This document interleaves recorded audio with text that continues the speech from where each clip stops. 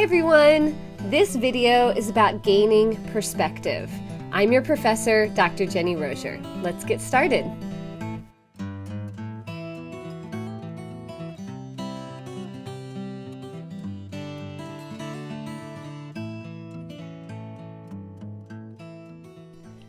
At this point in the semester, I hope you all recognize that childhood experiences significantly impact the way that we communicate, initiate, maintain, and end relationships with others, both romantic and platonic. Our childhood experiences seriously impact in positive and negative ways how we navigate the world, how we communicate with others, and how we view ourselves and other people.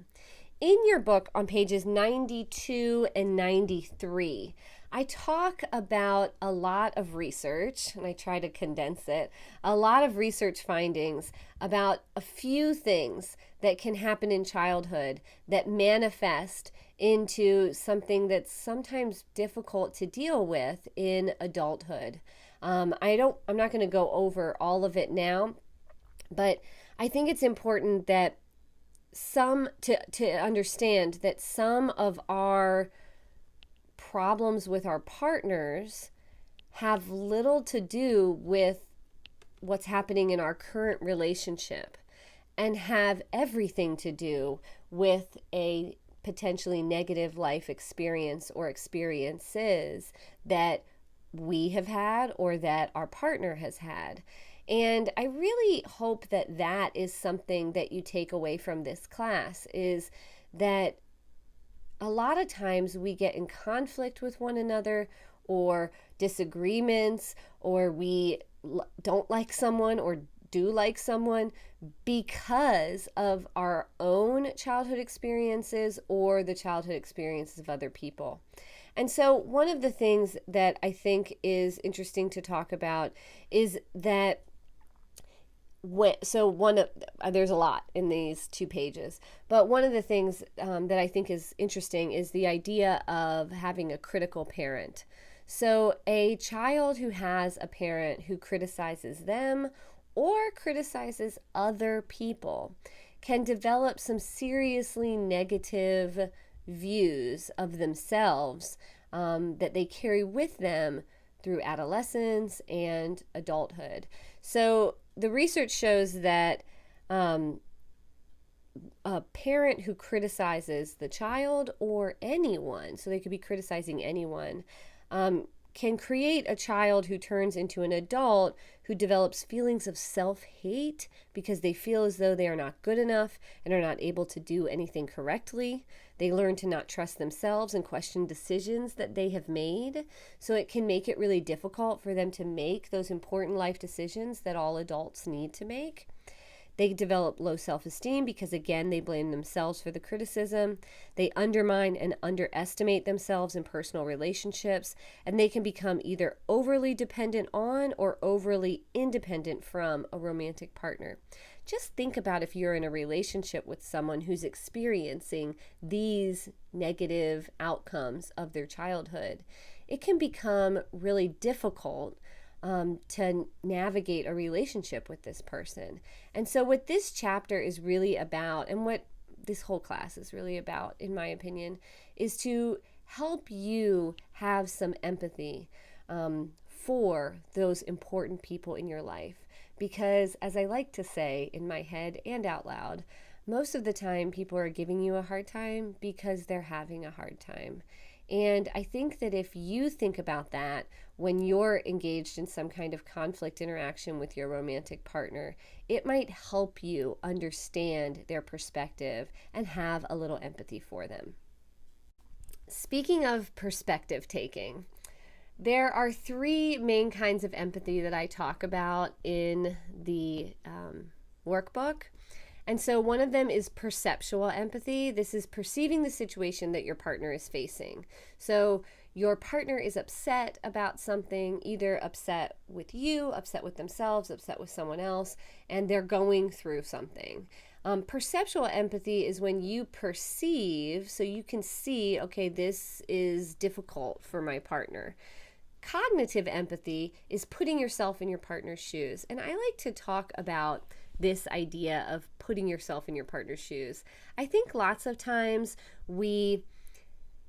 someone we love is having a difficult go of life, and we think to ourselves, and maybe even say out loud to them, this isn't that big a deal, like chill out, calm down. I feel like that is a really normal response to someone that we think might be overreacting or oversimplifying something. And so we say, oh, I can put myself in your shoes. I put myself in your shoes and I wouldn't react that way. So clearly the way you're reacting is not okay. So the idea of putting yourself in your partner's shoes, most people, when they say that, they're saying, I'm going to put myself in your shoes. I'm going to stand where you're standing, and I'm just going to put myself with my perspective and my life experience and my baggage, but I'll be in your shoes. So I'm just going to stand where you're standing and put my feet in your shoes, but I still have all of my life experience and my perceptions and my everything as I'm experiencing this experience. That's not really putting yourself in your partner's shoes. That's not really truly empathizing with them. That's not effective empathy. Effective empathy and putting yourself in your partner's shoes is standing where your partner is standing, taking your shoes off, putting their shoes on, thinking about their life experience, thinking about their upbringing, thinking about how they felt when they were growing up, thinking about the life experiences that they've had that have put them where they are right now. And then, and only then, can you attempt to begin to see how they would have reacted in whatever situation that they're in. You have to put all your stuff aside. You have to take on all of their stuff and really think, well, if I was you, if I literally was you with all your baggage and all your life experience and all your trauma and all your everything, how would I be reacting in this situation? That's effective empathy. It's the idea of fully understanding your partner's emotions and then responding appropriately or accordingly.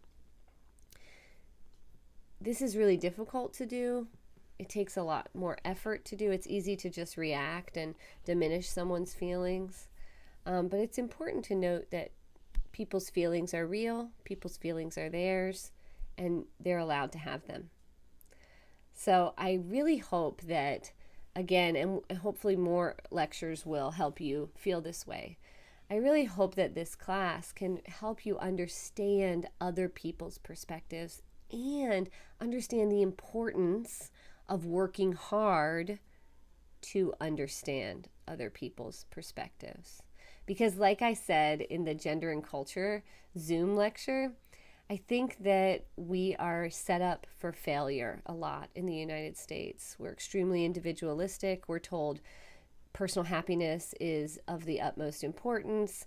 Do what makes you happy, follow your dreams. And then we're like, oh yeah, but you know that romantic relationship that you all want? When you get in that, then you have to be selfless. Then you have to put the other person first. Then you have to serve the other person. And so you're raised your whole life thinking that life is supposed to be one way or that you are supposed to be one way.